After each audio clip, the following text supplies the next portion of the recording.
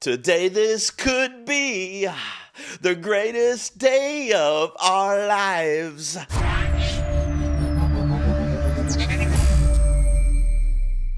Ladies and gentlemen, welcome back to the garage. Gerald here with you, of course. I'm so sorry to be singing in my cold open on this video as I'm getting ready to give you my updated power rankings for the Academy Awards, which are, of course, coming up on March 2nd.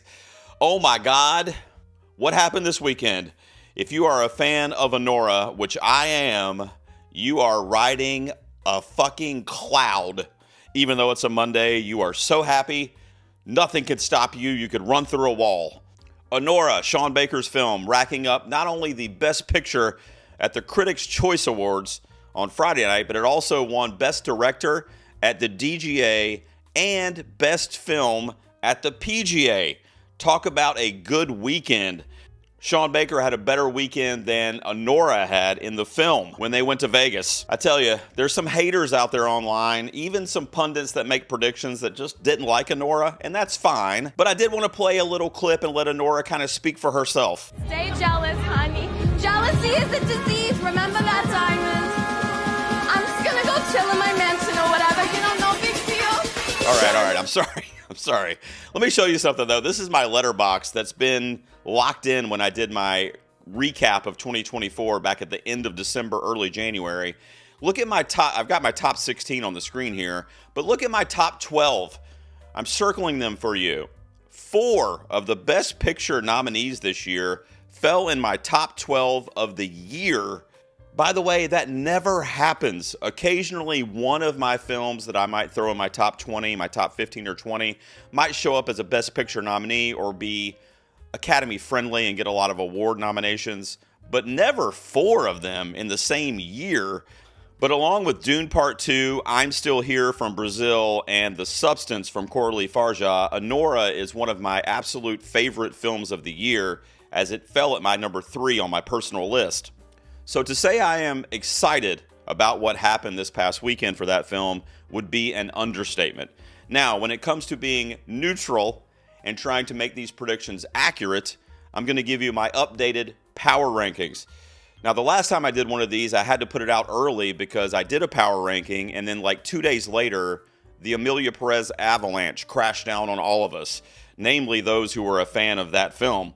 So I updated those power rankings because I do feel like the controversy is going to hurt the most nominated film with 13, Emilia Perez, and I gave you those updates last week. I'm going to give you a power rankings update every week leading up to the Academy Awards, up until the last week right before the Academy Awards. At the end of that week, I will give you my predictions for every single category, all 23, on one video of what I think is going to win at the Oscars this year. When I gave you the updates last week, I had The Brutalist at number 1 for not only director, but also for Best Picture. That obviously has changed now because of the curveballs that were thrown our way via the ANORA accolades. Getting Best Picture at the Critics' Choice Award as a solo award on Friday night was extremely strange. I did a reaction video to the CCAs. I'll throw a tag on this video for you if you want to check it out. But much like the rest of the awards watchers, I was shocked, and that's someone that obviously loves ANORA. It didn't win anything. I was halfway through that broadcast, or 2/3 of the way through that broadcast, telling myself, ANORA's done. We can literally bury the hopes of ANORA winning Best Picture, or frankly, Mikey Madison winning Best Actress, in the yard behind our house. But then, what the fuck happened, guys? John M. Chu won Best Director, which affected the Oscar race virtually not at all, maybe 0.01%, because he's not even nominated at the Academy Awards. Now, of course, Wicked has a lot of nominations at the Academy Awards, and some might say that John M. Chu's win could help boost those numbers in those different categories a little bit, and there could be an argument to be had there. Adrian Brody, as expected, won Best Actor. Demi Moore, as expected, won Best Actress for The Substance. And then, of course, we roll along to the big award, Best Picture. Coralie Farja had won Best Screenplay earlier in the night, and Conclave, which was expected to win Best Adapted, won there. So, at this point in the night, ANORA was not what I expected them to call. It had won nothing on the evening to lead me to believe that it would be the Best Picture at the CCAs. I thought maybe Wicked, because they gave John M. Chu director, and that would make sense. especially considering the show started with Conclave winning Best Ensemble, which I thought was going to go to Wicked when I made my predictions. And then, on that same note, Conclave could have been your Best Picture. They gave it Ensemble. They loved the film. It won Adapted Screenplay. It could have gone to The Brutalist, even though The Brutalist was kind of underperforming as well, just like ANORA. But they did give Adrien Brody the acting prize. They obviously loved the film as it got multiple nominations.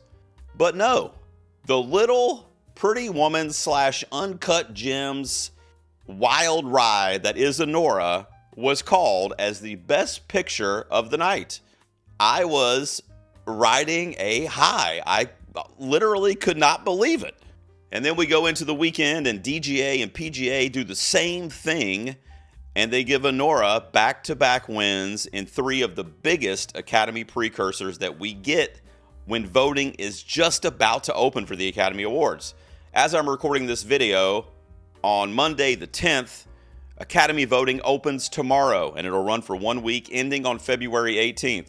As we get into my power rankings updated here, let me give you a quick timeline as to what you might want to think about could shake this race up a little bit. So some other somewhat major precursors, their voting is currently open. While all this is happening, basically everything I've been talking about on this video so far has been happening while voting is live. For the Screen Actors Guild Awards, as their voting opened on January 15th. The BAFTAs, the British Academy essentially, which usually has a pretty good eye for predicting some things that could be curveballs at the Academy Awards, and sometimes they just flat out predict what's going to happen, especially in like the acting categories, etc. Not always, but it's a pretty good precursor. The only thing to kind of watch out for and be careful of with the BAFTAs is if they go heavy British, and I do expect them to do that this year with a movie like Conclave. I'm not saying Conclave can't win Best Picture if it racks up at the BAFTAs. I just think that that could be a British bias that may play into that. And when ANORA is coming off such a strong weekend, I don't know that it would frankly matter what happens at the BAFTAs.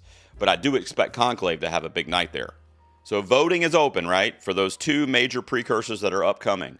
On February 7th, while that voting is open, we had the Critics' Choice Awards, and they saw that.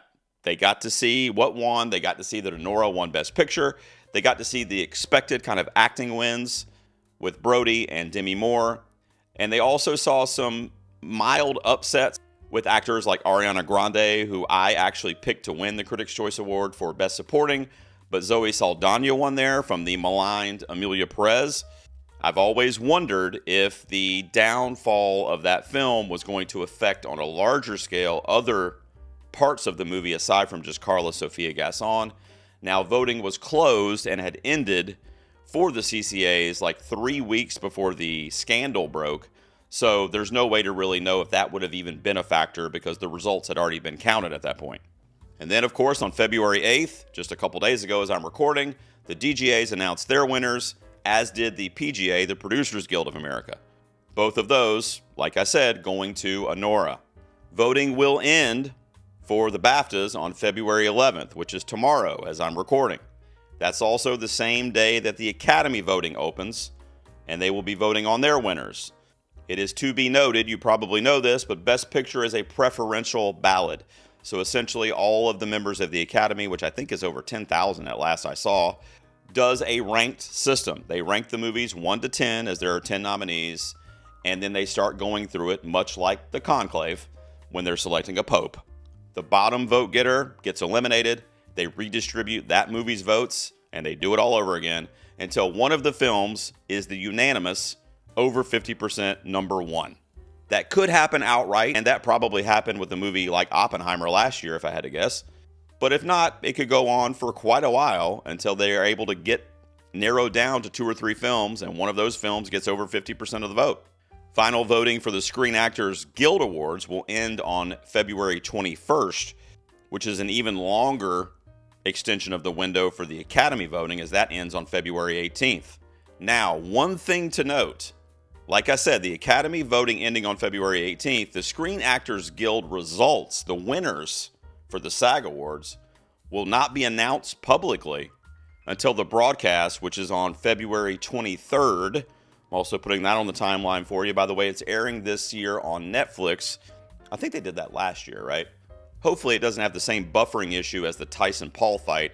My TV's actually still got the spinning circle in there. I'm waiting to see the results. Does anybody know who won that fight, by the way?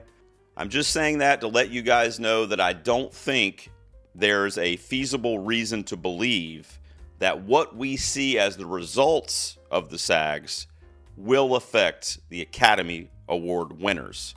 That is key.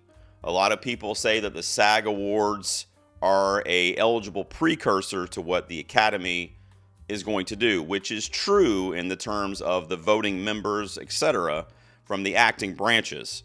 However, with the exception of sharing those acting members, not all of them, but probably quite a few of them, there's no way to know or to expect like, oh, Wicked won the SAG, so the Academy is going to start voting for Wicked. No, the votes will already be cast for the Academy when the SAG results are announced.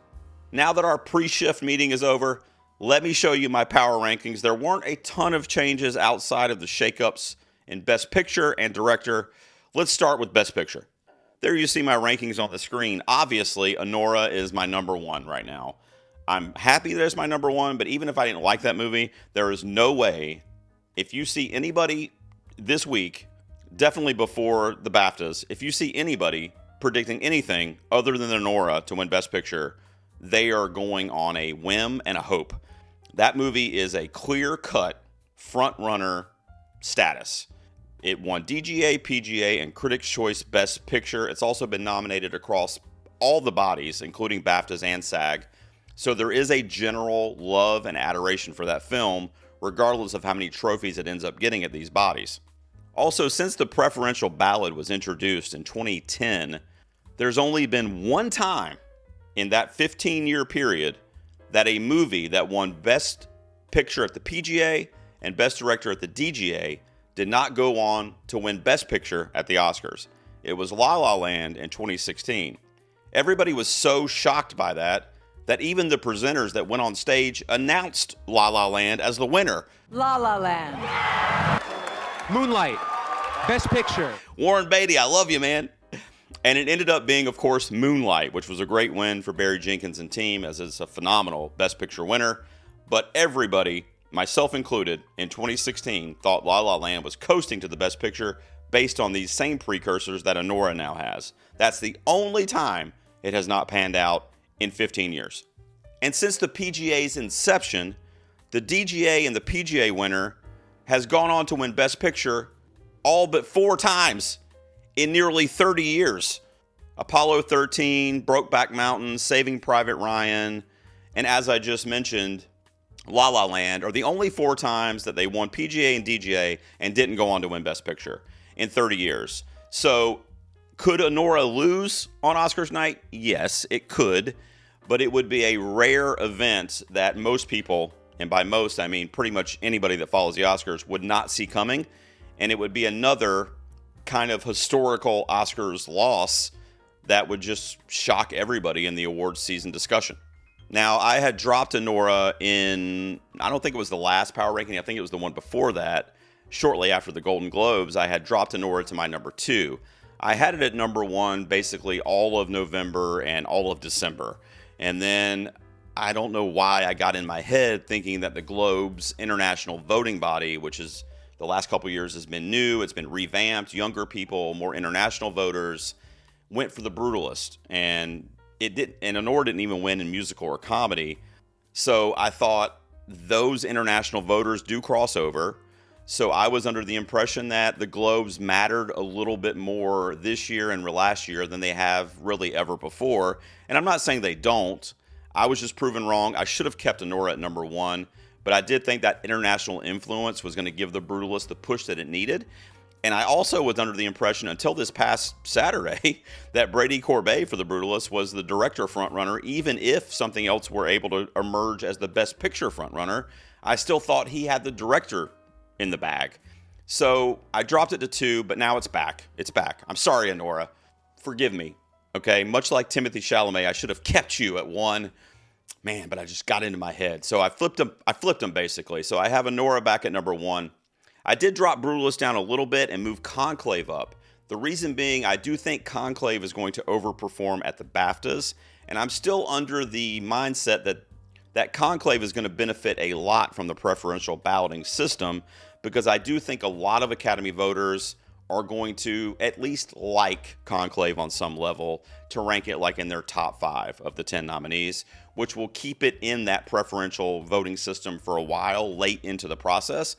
I don't think it has the strength, only really getting ensemble at CCA this past weekend, even with a BAFTA win, and then seeing what happens with the SAG Awards as well. I still don't think, even if it were able to come out in the most positive situation for that movie, I still don't see it beating like ANORA for Best Picture based on what happened this weekend. But I do have it at number 2 as a potential giant upset because of that preferential system and how it could benefit from the majority of like it's fine votes. That puts The Brutalist at number 3 for me. I left A Complete Unknown at number 4. I know a lot of people are kind of like, A Complete Unknown's dead. I'm not saying that's not true. I just think that it does still stand a chance to get some more accolades, get a little more notoriety under its belt. I mean, it was well loved by the SAG Awards. It got nominations across the board there, and a lot of people didn't really expect that. James Mangold got in as a nominee at DGA, which, you know, a lot of people didn't really expect that either. So the industry does love A Complete Unknown, and the Academy has a history of going for music biopics. Honestly, even the ones that aren't very good, they usually give it usually has a pretty good showing at the Academy Awards. So I'm going to leave A Complete Unknown at number 4, and we'll kind of see what happens if it drops a little further down. I did flip I'm Still Here and Wicked on this week's power ranking, so Wicked is back up to number 5. I think Wicked had to move up a little bit just because of the John Chu win for director at the CCAs. And we know it has multiple nominations. I believe it has 10 at the Academy Awards this year. It's going to win some below the lines. I would be shocked if it didn't win like costume design, probably production design, maybe even makeup. It's nominated for stuff that it probably won't win, but it could, like original score. And then, of course, it has multiple acting nominations as well. So they loved Wicked. I think that it is going to get a lot of votes in the preferential system. Again, where it would be in most people's top 5s probably. And then when you have the Amelia Perez fall off, or what I'm expecting will be a fall off among the Academy voters if they're aware of the scandal, you're going to have your musical lovers that are going to want to cast or are going to be more influenced by that type of cinema. So if they have those two musicals as options, based on the controversy, I would assume most of them are going to choose Wicked. I'm Still Here is easily one of my favorite films of this bunch. And these are not my personal rankings, as you guys know. These are just the power rankings of what I think is going to win. And based on that mentality, I think I'm Still Here just has a giant mountain to climb to win Best Picture. I think Fernanda Torres stands the best chance, but also I think it stands a really, really good chance in International Feature. In fact, I'm predicting it currently. That's not going to be on this video in detail, but I am currently predicting it to win International Feature. You know, most of the time when an International Feature is nominated for Best Picture as well, it wins the International Feature. This year, we have 2 of them, because we have Amelia Perez and we have I'm Still Here nominated for International, and they're both also in the 10 for Best Picture. I think I'm Still Here is to say it's a superior film to Amelia Perez is like underselling it. I mean, it is like 90,000 times better than that film. But because of the controversy and how I think there is going to be a residual effect for that when people are voting, I think I'm Still Here is going to pretty much coast to International Feature. That's what I'm predicting. I know some people will stick with Amelia Perez because of the perceived love of that film and how many nominations it got, how well it did. I just think and I don't think Amelia Perez is going to come up empty either, because no film has ever gotten 13, or I should say more than 12 nominations and came up empty-handed. That's never happened before. The closest thing is there are a couple of movies that were nominated for 11 Academy Awards and walked out empty-handed. The only one I know off the top of my head is, I think it was 1988 for The Color Purple, which received 11 and got 0. And there's been 1 or maybe 2 other instances where that's happened. But if you get 12 nominations or more, you leave with something. It might just be 1 or 2, but you're not going to go home empty-handed. And even with the controversy, I think that's safe to say for Amelia Perez this year also. That's why I think Zoe Saldana and probably Best Original Song for El Mal. I'm not going to say they're locks because this is such a weird season with the controversy. But those 2, I think, stand the best chance to be the 2 wins for Amelia Perez on Oscars night. And that opens the door for International Feature. And I hope Brazil gets to see that. And I hope I'm Still Here wins that. That's what I'm currently predicting. But when it comes to Best Picture, I had to drop it down a little bit. I still think it still does have strength on that international voting electorate and how the influence they're going to have in the voting. I do believe that. So I do think that a lot of those international votes will shift from Amelia Perez previously to now to I'm Still Here, to where it will stick around in the preferential voting system. But to overcome and beat a movie like ANORA, for example, that just got literally, I mean, it was just like it just had a giant injection of steroids going into the final act of award season. And it's like the Incredible Hulk now. I just don't know who can beat it. And there you see Amelia Perez, we were just talking. It went from number 1 a couple weeks ago in my power rankings because of the 13 nominations to number 7. I left it alone. I didn't move it. I think it's still going to get some votes. People obviously love that movie. It got 13 nominations, just shy of the record. What are we? My God. And then no change at the bottom of the list. I mean, there's nothing that would really make me change that, with the exception of Coralie Farjah winning Original Screenplay at the Critics' Choice Awards, which is amazing. I think that puts her, let me put it this way. I think that puts her and Sean Baker in the front of the car for Best Original Screenplay. I'm not doing those predictions yet, but right now they are literally tied. I don't really know what to do with Original Screenplay. Why don't you tell me down in the comments what you think? Is Coralie Farjah going to win that, or is Sean Baker going to possibly win 4 Academy Awards on Oscars night, right? Because he was the editor on the film, and it's nominated for Best Editing. I actually have it winning that category. So if he wins editing, original screenplay, right? Director, which I think he's clearly the front runner right now, and picture, right? So he'll have 4 Academy Awards in one night. Wow, maybe I need to rethink that. Would they do that? Maybe Coralie does win screenplay. Anyway, I think the substance, like I've said before, while I love it as a horror guy, I think it's way too weird for the Academy. And I think, unfortunately, it'll probably be one of the first movies to kind of be eliminated in that preferential voting system because it's just too strange. I don't see them loving it enough to like go out on a limb and basically change the face of the Academy based on it. But they could do something really cool like award Coralie for the screenplay. And now that I'm thinking about it, that may happen because it's easier for me to consider Baker winning 3 out of 4 than all of them. Wow, I just thought about that in real time. What should I do?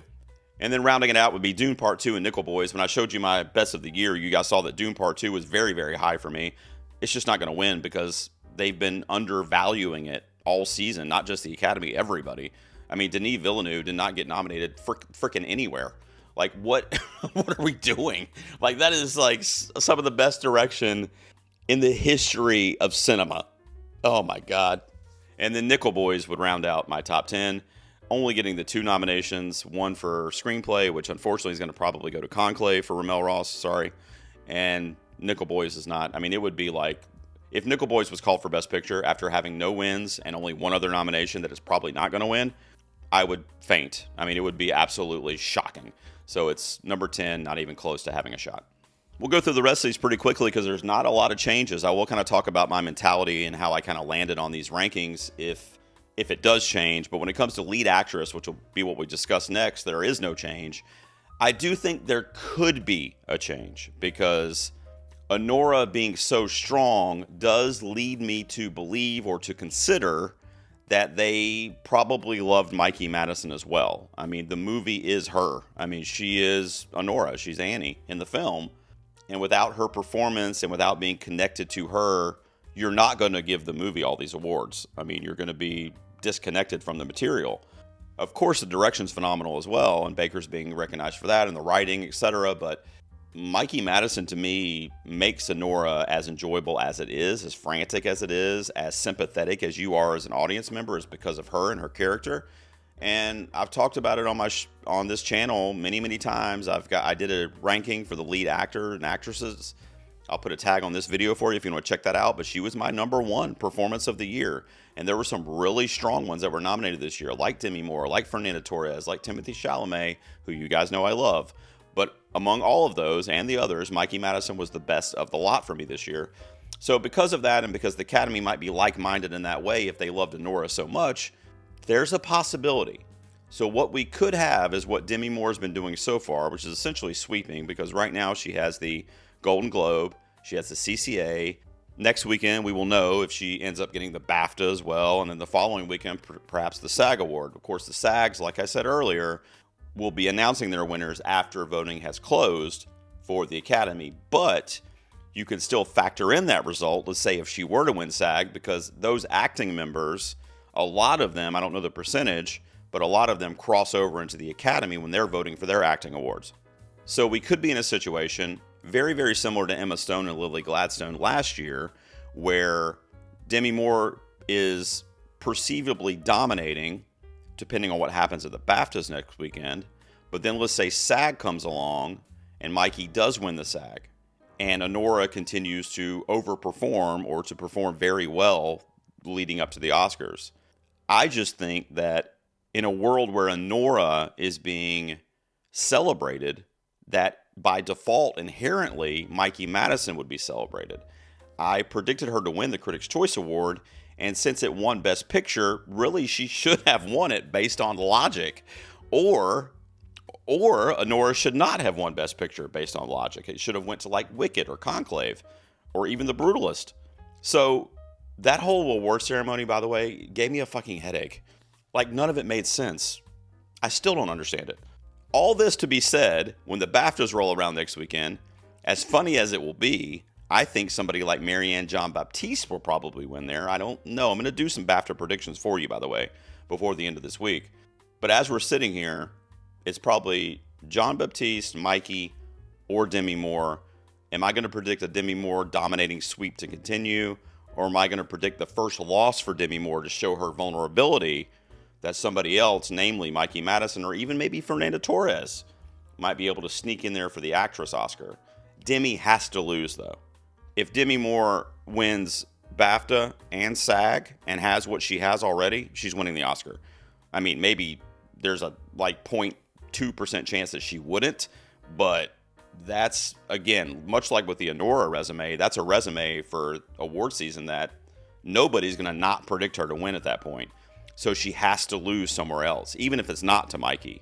She has to lose at BAFTA, or she has to lose at SAG, or both, and then we have a race similar to what happened with Lily and Emma Stone last year, where we didn't really know. Half of the pundits picked Lily Gladstone, half of them picked Emma Stone, and you could flip a coin, and either one of those ladies could have won. And first of all, you'd have probably been happy with the result, but you did not know. If Demi Moore continues to do what she's doing, you will know. And if Torres or Mikey wins, then you'll be in a state of shock. Whereas if Demi loses some more along the way, it'll be a toss-up like we had last year. So let's wait and see. I don't think anything has shown me at this point as I'm sitting here, even with all the ANORA as a film love and as a screenplay love, nothing has shown me right now at this moment why Demi Moore would not still be the frontrunner.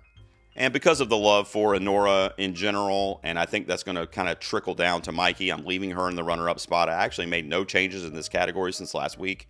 Fernanda Torres is still my number 3.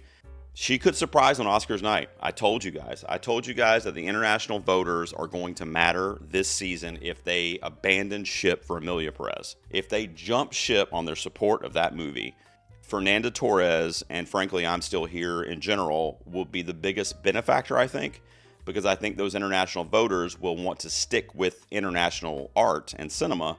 In this case, the most notable would be I'm Still Here. So it would be a shocking win. It would frankly make up for her mother's shocking loss in the year 2000 when she lost to Gwyneth Paltrow for Shakespeare in Love. But it's a long, long shot Hail Mary that I'm not comfortable predicting right now.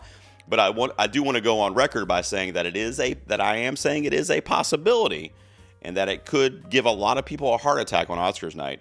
So just keep that in the back of your mind. And then rounding out my 5 would be Cynthia Erivo and Carla Sofia Gasson.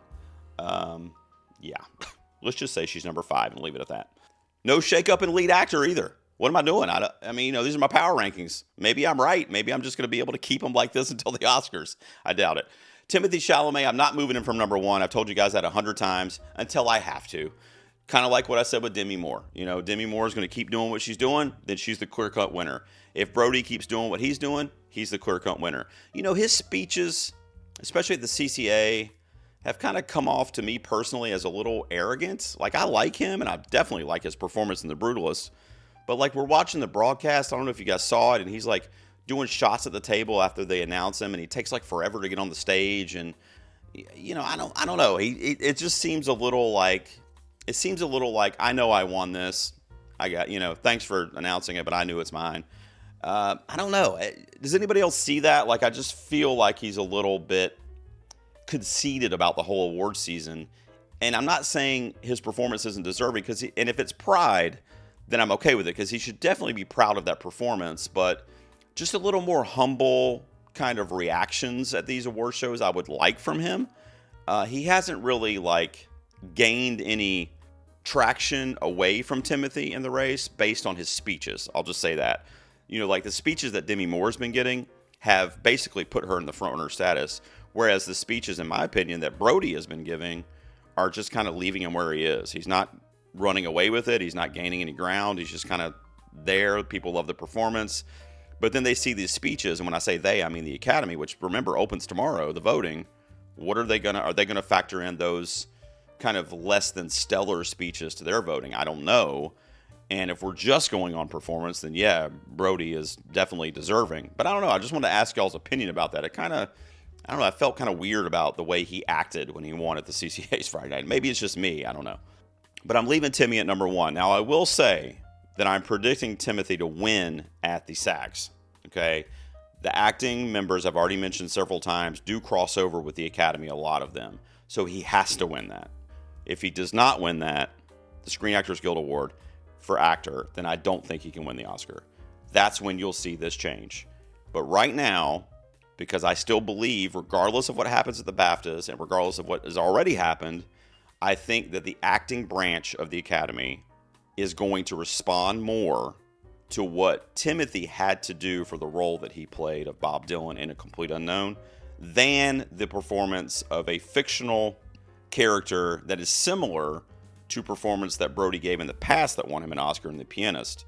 Not the same, of course, but a similar universe, if you will. I just have a hunch that acting voting body is going to respond more to what Timothy did. They both had multiple nominations, so there's nothing there that would be able to give me an edge as to what to predict. Brody and Timothy, in my mind, from an Academy perspective, are essentially tied at this point, and Timothy's my guy. I'm keeping him at number 1 unless he loses that SAG award. I'm going to go ahead and basically give you my power rankings for 2 weeks from now. If he loses the SAG, he's not my number 1 anymore. If he wins the SAG, I'm predicting him to win the Oscar. I don't think the other dudes stand a chance. Ray Fiennes has a 0.2 possibility to do kind of like what I said with Torres and be that upset, shocker, holy shit win of the night. People love Fiennes. They love his legacy, his career. He's been so good in so many things. His time kind of narrative is definitely there with him. And I already told you that Conclave is going to do really, really well when it comes to the preferential system. Of course, this is not a preferential ballot in the acting categories. They just pick their favorite one, and whoever gets the most votes wins.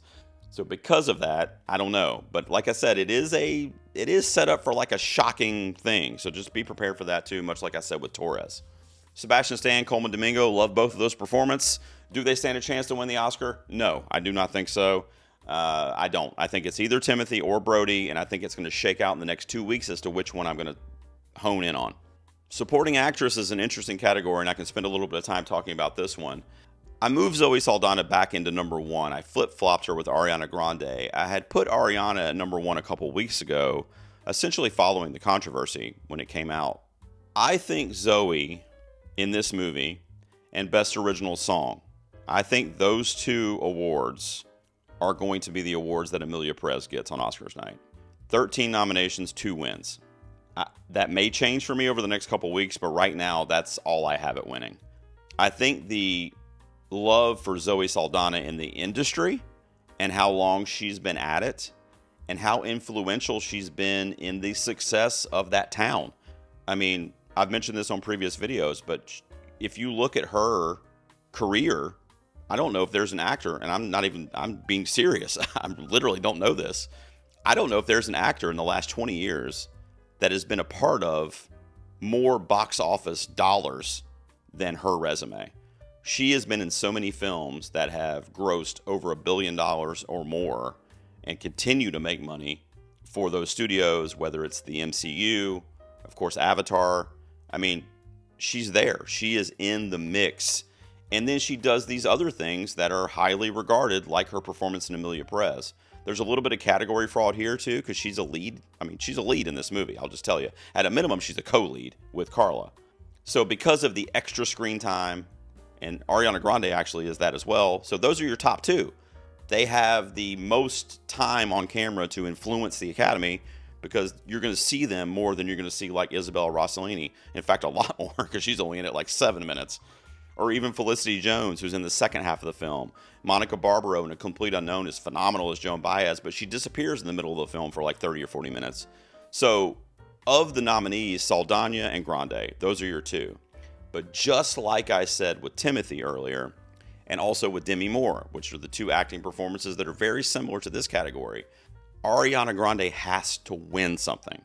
Now, I do have her currently winning SAG, okay? If I keep that as is, it's a couple weeks from as we're recording, and if she wins the Screen Actors Guild for Supporting Actress, Grande, then we're in a situation just like we're going to be in with Best Actor, because it'll be, you know, Zoe Saldana winning these three major precursors, but the film underperforming. And then Ariana Grande will have SAG and Wicked overperforming. You think of a win like John Chu, who won for director at the CCA. And then on SAG night, I think it's either honestly going to come down to Conclave or Wicked for ensemble. That's what I think, and I don't really know what to pick yet. And it could be a holy shit out of nowhere and be ANORA, and then it's like a fucking runaway for ANORA, and it doesn't help us in races like this. But I do think that we are going to get a little more clarity, and I do have Grande winning the SAG. So it will be a toss-up, but like I said, I don't see a 13-time nominated film, Amelia Perez, going home empty-handed. And frankly, I don't really see it only winning one. I think it's going to win at least 2, maybe 3 awards. And I think Zoe makes the most sense because you don't want, or I'm assuming the Academy is not going to want to punish her for these comments that her co-star made that she wasn't even aware of. And I think that they probably loved the film as much as they did based on Zoe's performance. At least I know that the only thing I really liked about the movie was Zoe's performance. I didn't like any of the songs. I didn't like the aesthetic. I didn't really like the direction. I didn't like the story, the screenplay. I mean, there was nothing in this movie that I liked except for Zoe's performance. I thought Carla was good too. But Zoe Saldana was the standout for me and was the only saving grace from that movie, honestly. I gave it a 4 out of 10 when we covered it on my podcast. I probably would have given it like a 2 had it not been for Zoe's performance. So I think they're going to award her an original song. But if Grande wins that SAG award, which I'm predicting her to do, it's going to be a nail biter. It's going to be a nail biter. And I could be wrong, and it could be Grande. And frankly, I would be thrilled with that. I love Ariana Grande. I predicted her to win CCA, like I said. She was at my number 1 for several weeks. I just changed it. So I love her, and I would love for her to win. And I definitely prefer Wicked over Amelia Perez. So I'll be okay with that. But that's where I sit right now, Zoe Saldana. When it comes to Barbaro, Rossellini, and Felicity Jones, who knows? I mean, one could be 3, one could be 5. I don't know. This is the order I'm putting them in. Again, this isn't a preferential system, so I don't think they stand any chance to win this award without it being some kind of like major shocking situation that it's not Grande or Saldana. And if there was a shock Hail Mary, it would probably be Rossellini because of her career and her legacy in Hollywood. But I don't see that happening. I think it's one of those top 2. Right now, I'm going with Zoe Saldana to win for supporting actress. Supporting actor, there's been no change. And honestly, I could probably spend 30 seconds talking about this. I think it's Kieran Culkin. He's going to win. I mean, you know, I listened to a podcast today, actually, and I didn't change my prediction after listening to it, but it did make sense to me a little bit that Yuri Borisov may benefit because of all the love for ANORA, which is kind of the argument I was making for Mikey Madison earlier. It's a very similar argument that if they loved ANORA so much, especially the international members, then why wouldn't they love Yuri Borisov? Why wouldn't they vote for him? Because his performance is very quiet, very subdued, very powerful, especially in the last act of that film. He's very pivotal to the kind of the finale of the movie and very memorable. But I just don't see that. Like my tunnel vision for my covering the Oscars over like 20 years, I just don't see it. Could it happen? Yes. But I think of the people in the acting categories most likely to sweep the season, I think Kieran Culkin is the most likely. People love him, and it's a great performance. It's also another lead performance, so he's definitely on camera a lot more than a lot of these others. So I think he stands the best chance to get the most votes from the acting branches for supporting actor. I don't really need to spend a lot of time on this category. I think Kieran Culkin runs away with this. If something happens on the tour in the next couple weeks that gives me pause, then I may change that or interject some more commentary. But right now, I just think it's too obvious to not predict him to win supporting actor. You know, like I said, I think Yuri Borisov might move up a little bit in my rankings as we go over the next couple weeks, but I don't think it's enough to overtake the sweep that is incoming from Kieran Culkin. This has been shaken up. I'll spend a couple minutes talking about Best Director and my new power rankings for that. I had Brady Corbet at number 1 since before the Globes, since late December, mid to late December. And when he won the Globe, I felt confirmed, and obviously I kept him there after that. And I saw a lot of other people have had him at number 1 since the Globes as well. It's a movie that is frankly too long, and whether you like the movie or not, it's a long movie. I mean, it has a literal built-in intermission. So I'm not saying that as a negative, it's just a long film. And I think that's going to hurt it at the end of the day from a mass appeal standpoint with the Academy voters. And I think we're kind of seeing that right now with some of these other voting bodies, PGA, CCA, even DGA for director, which myself included thought Corbet was a lock for DGA, but he lost that to ANORA. So again, with Baker, with what happened this weekend with Baker and ANORA, there's no way he should not be whoever is doing this is number 1. He's absolutely the number 1 projected to win Best Director right now based on what has happened in the last few days. Could Corbet still win? Yes, he's my number 2. Could Coralie Farja win here with the screenplay push for The Substance over the weekend? Yes, I've got her at number 3. Outside of those 3, though, I don't think there's any possibility for Mangold or Ayudard at this point. Coralie Farja would be a bomb drop, holy shit, here's screenplay director combo, or not screenplay and then director, which would really be a fucking what? But I would love it. Because of the directors listed here, she's probably my favorite in terms of the vision and the direction in their pictures.